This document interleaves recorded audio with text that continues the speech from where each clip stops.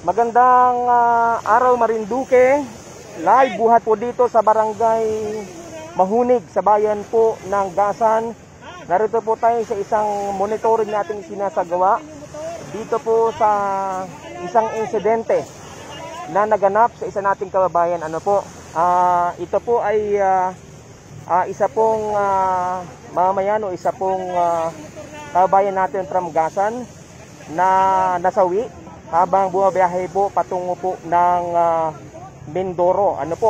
So sa ngayon po ay narito po tayo at iminomonitor ito pong pagdating ng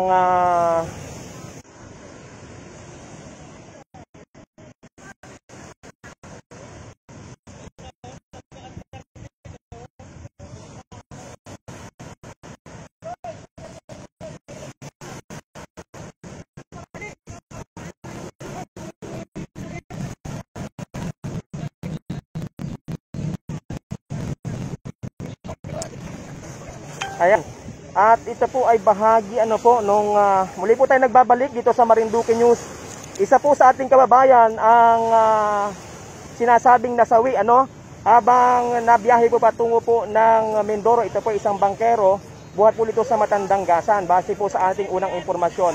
So ngayon po ay narito po tayo at inomonitor yung pagdating ng mga labi po nitong ating kababayan na inabot po ng allegedly atake sa puso habang nagbiyahe ang kanyang bangka, at siya po ay sinasabing nasawi dyan sa bahagi po ng Sibali Island, sa bahagi po ng Romblon. Ito po at paparating na yung bangka. Ito na po. Ayan. So ito na po yung labi, nakasakay po sa isang bangka ngayon ng isa nating kababayan na bangkero na inabot po ng atake di umano habang biyahe patungo ng Mindoro, at ito po ay nasawi sa bahagi po ng Sibali Island. At ito na po. Ito po yung nangyari po kahapon, at ngayon po ay ngayon lamang naiuwi ang kanyang mga labi dito po sa ating lalawigan ng Marinduque. So ito po ang immediate family na ngayon ay nagdadalamhati Abang sakit takip niyan.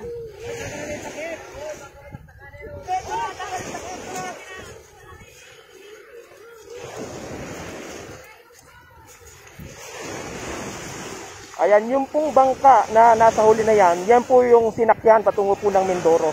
At ito po ay hinila na rin lamang itong naging service po nito pong ating kababayan na ito na nasawi sa daan habang bumabiyahe po sa kanyang paglalayag patungo po ng Mindoro. Ayan. Live pa rin po dito sa bahagi po ng barangay Mahunig. Dito po sa bahagi po ng Gasan. Ito po at minomonitor po natin yung pong ayan. Ito pong pagsalubong dito sa mga labi ng isa nating kababayan. And hindi po natin papangalanan at siguro po sa mga susunod natin na mga report ay atin pong ibibigay ang kabuang pangalan nito. Ayan. Ito po yung bangka na pinagsakyan patungo po ng Mindoro, na kung saan ay dyan po inabot ng atake itong ating kababayang ito.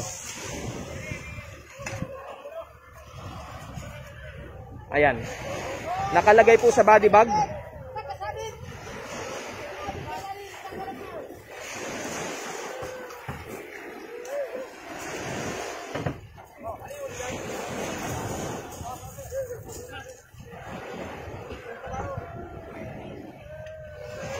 Ayon po sa information sa atin ng sanidad ng barangay ng Gasan, ito po ay hindi nabubuksan.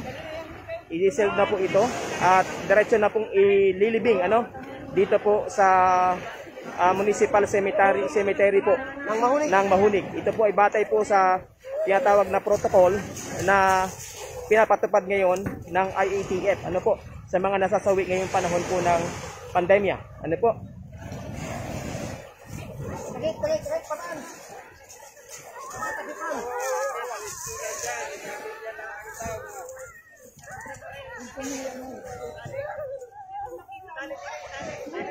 Hindi po pwedeng buksan. Buksan yan. Kaso na tayo sa kuan. O, doon tayo.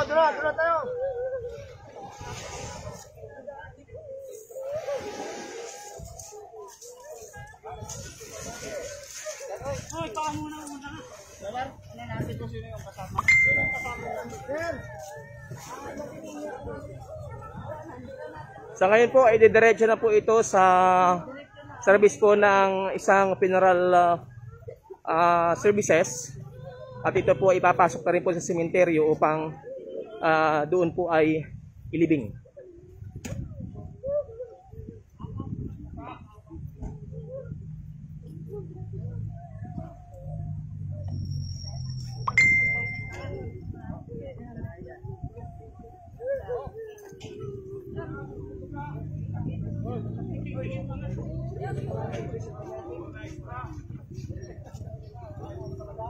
Ayan, sa mga kabayan natin nagtatanong, ano po ba ang nangyayari po ngayon? Ito po yung isa nating kabayan, ano po, na sinalubong, ano po, mula Mindoro o mula Sibali Island, kung saan ito pong kabayan natin ito ay inabutan ng atake habang nagalayag patungo po ng Mindoro. Ayan, may mga report po sa atin na bakit ito'y patungo ng Mindoro. Allegedly, meron po itong pasahero, inarkila, at yun po ang patuloy na iniimbestigahan ngayon kung ito po ba'y dumaan sa sinasabing protocol sa mga nagbiyahe. Ayan.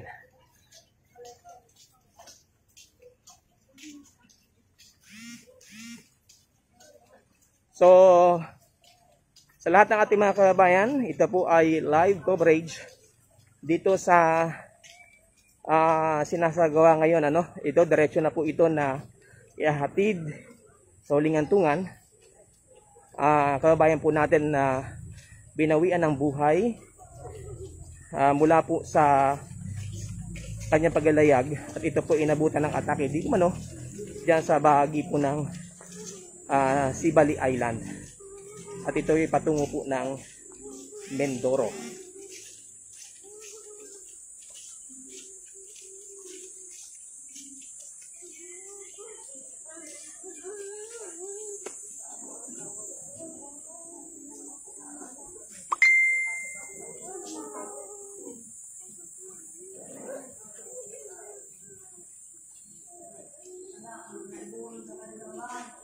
So ito po ay hindi na po dadaan sa tinatawag na traditional na burol, at hindi na rin po ito bubuksan, ano po.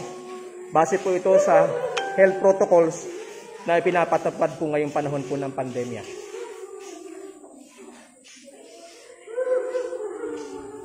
Narito po ang immediate family na kung saan ay labis po ang pagdalamhati sa nangyari nga po na pagkasawi ng kailang padre de pamilya, ano po.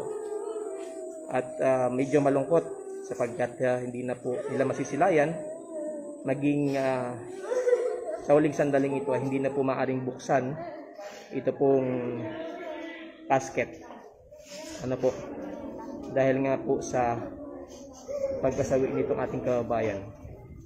Sa ngayon po ay atin din pong inaantabayanan yung pong death certificate, kung ano po talaga ang naging reason base po sa inilabas na report ng RHCU ng Sibali Island dyan po sa bahagi ng Romblon.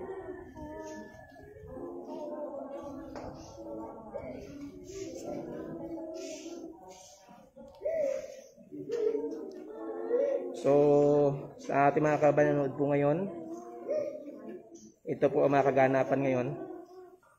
Isa nating kababayan dito po sa bahagi po ng Gasan na inabot po ng atake habang naglalayag patungo po ng Mindoro, at nakatabi po sila ng Sibali, at doon po Kahapon po ito nangyari pero hindi po agad-agad na ibiyahe patungo po ng Marinduque dahil nga po sa sama ng panahon.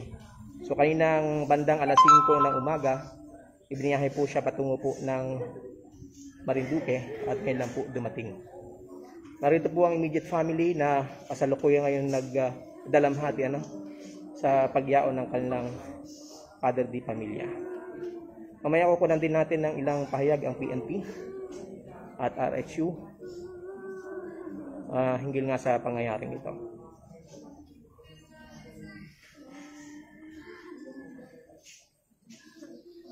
So sa mga kabayan po natin, maaaring nagkatanong po kayo bakit hindi na po bubuksan ang casket nitong ating kabayan. Base po sa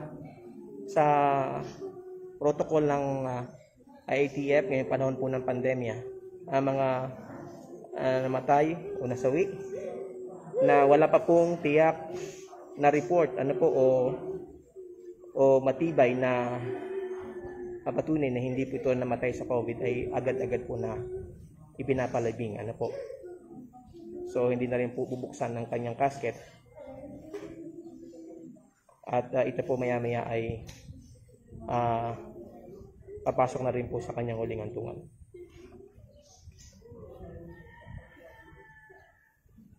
At narito rin po ang mga kababayan na nakikiramay, mga relatives, yun din ang mga kabarangay, kasama po ang monitoring ng PNP, ang sanidad ng munisipyo, at ang iba pang mga nakikiramay dito sa pagyaon.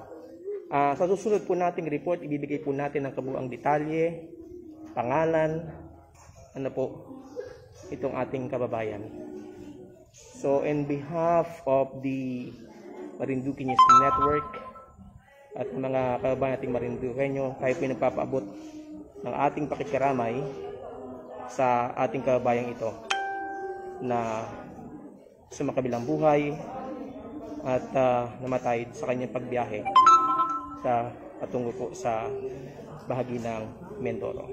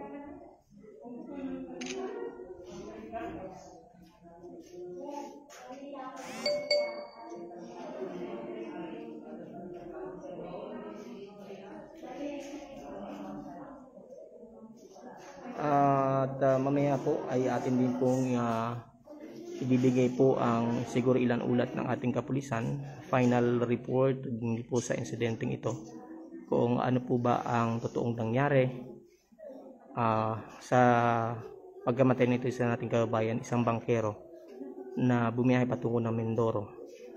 At sa report na nakarating sa PNP, sa RHU Gasan at sa pamahalaang lokal ng Gasan, ay ito po ay di umano ay inabot po ng atake habang naglalayag patungo po ng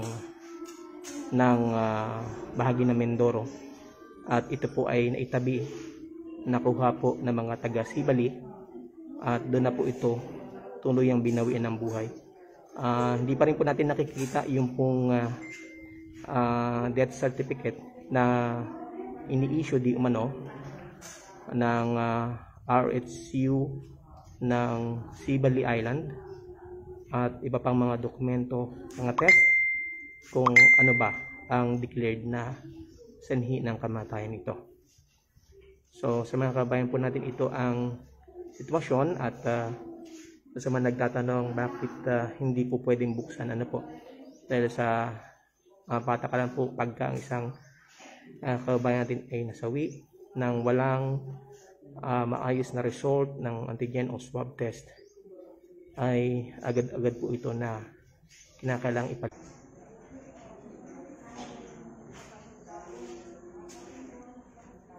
Ayan, isang magandang araw Marinduque, muli tayo nagbabalik. Medyo challenge po yung ating signal ngayon. Ulitin ko po yung aking pong nababanggit po sa inyo. Ano po, maraming katanong bakit hindi po binubuksan itong ataol na ito ng isa ating kababayan na nasawi habang buwabiyahe patungo po ng Mindoro.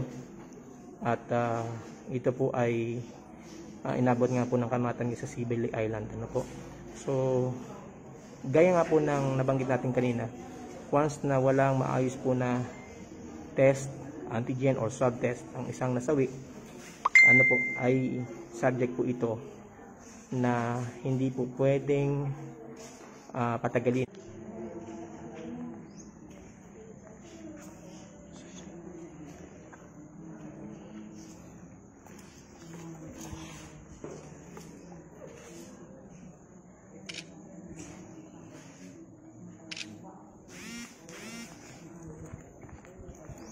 Interview yung kasama.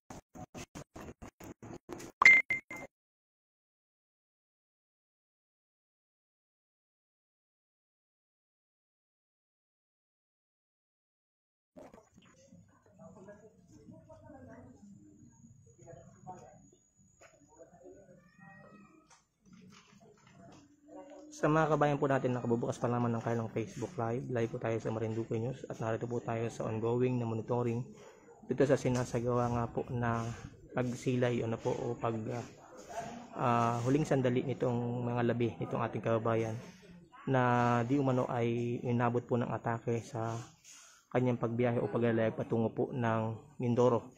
At ito po ay tuloy ang binawian ng buhay sa bahagi po ng naitabi ba di umano ito diyan sa bahagi ng Sibali Island, at doon na tuloy ang binawian ng buhay.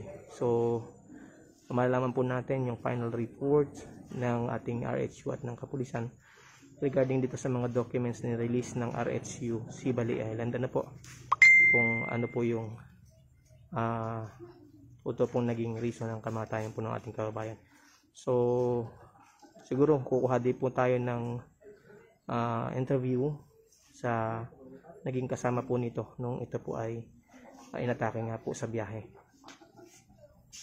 Mga nagtatanong ano po ang mangyayari po ngayon o gagawin, ito po ay ihahatid na rin po sa uling hantungan. Ngayon po hindi na po ito bubuksan dahil ito po ang pagsunod sa IATF rules ngayong panahon po ng pandemya. Yan.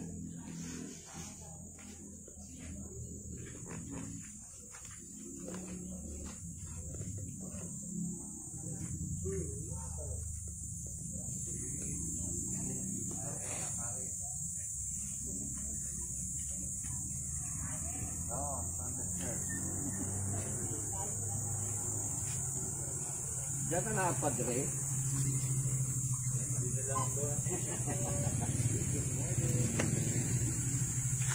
Ayan, at dumating na rin po ang isang pare upang sa uling sandali ay mabigyan po ng basbas itong ating kababayan na sumakabilang buhay.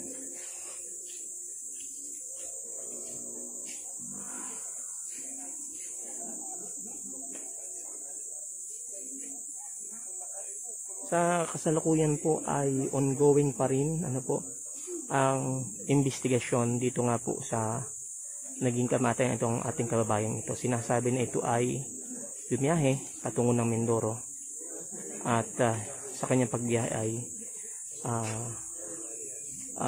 doon po siya inatake. So yun ang inaalam po natin na malinaw kung ito po ba ay may mga documents sa kanyang pagbiyahe, kung ito po ba ay may pasahero, at siguro yun ang ating alamin maya o sa mga susunod po nating report.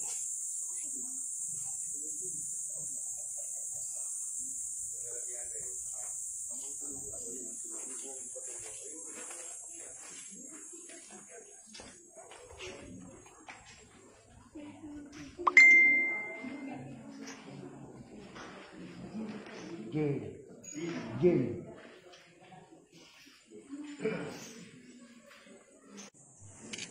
Manalangin tayo, Panginoon, sa tanong araw na pagkainlay mo sa libingan, tinabanan mo ang pinaglalagakan ng lahat ng sumasampalataya sa iyo. Pagkalooban mo ang lahat ng namamahinga at ang mamamahinga sa kapayapaan.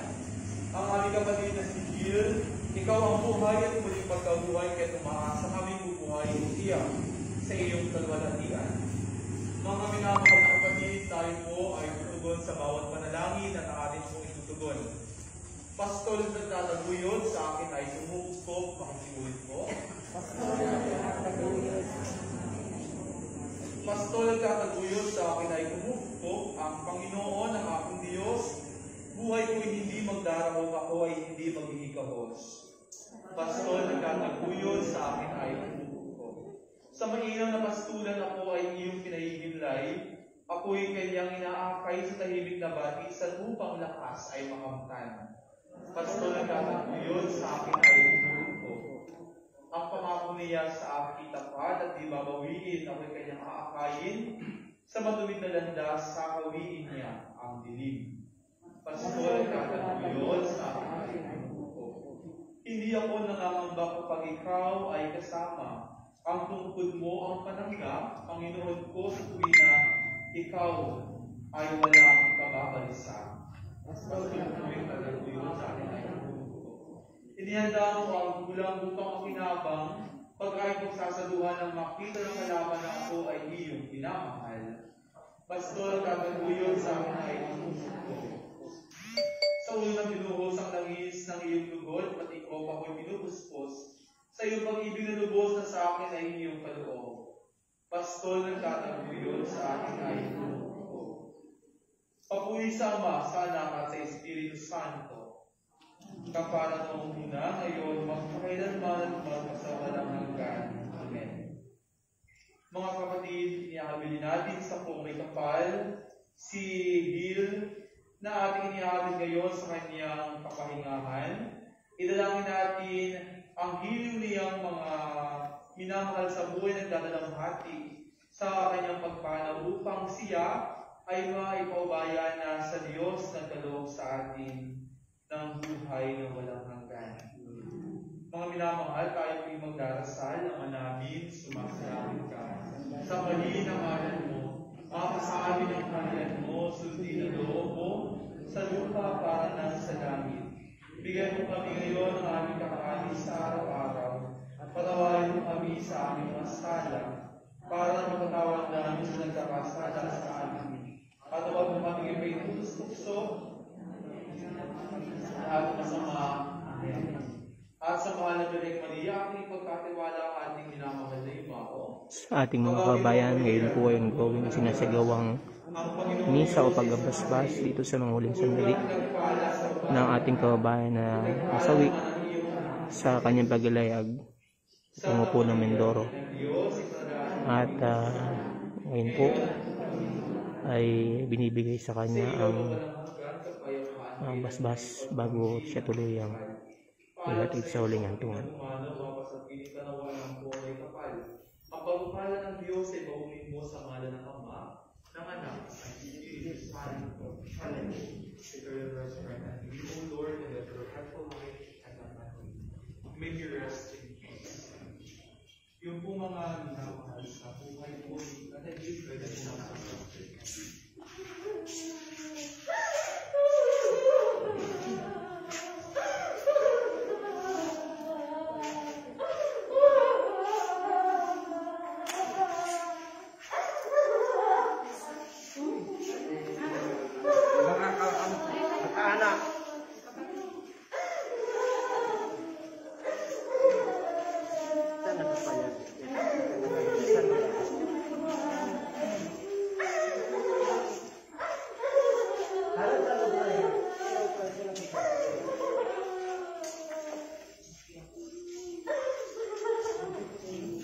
Sa mga kabayan po natin, maaaring tanong po nyo sa kabubukas ng kanilang Facebook Live, ano po, hindi po bubuksan na ang nasabing casket.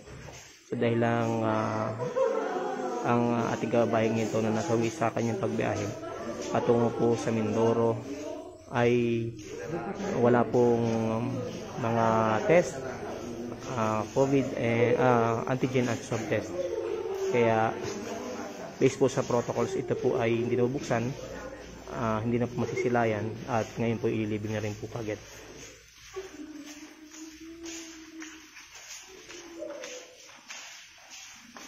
Sa ngayon po ay nagsisimula rin po ang proper investigation hinggil nga sa insidenteng ito,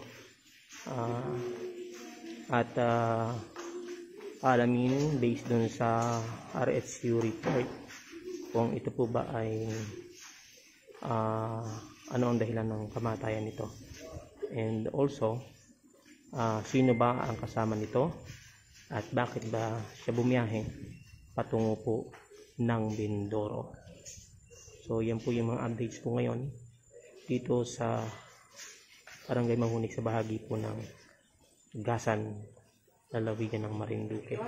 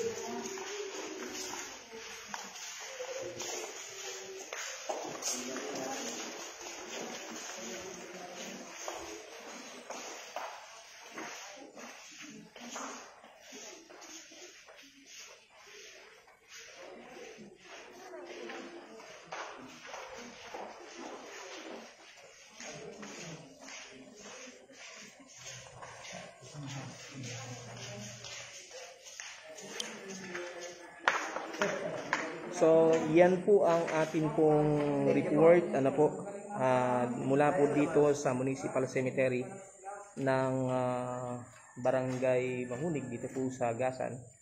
At maya-maya po ng konti, ano po, ay iulat po namin sa inyo ang kabuong istorya o sa mga susunod po nating report.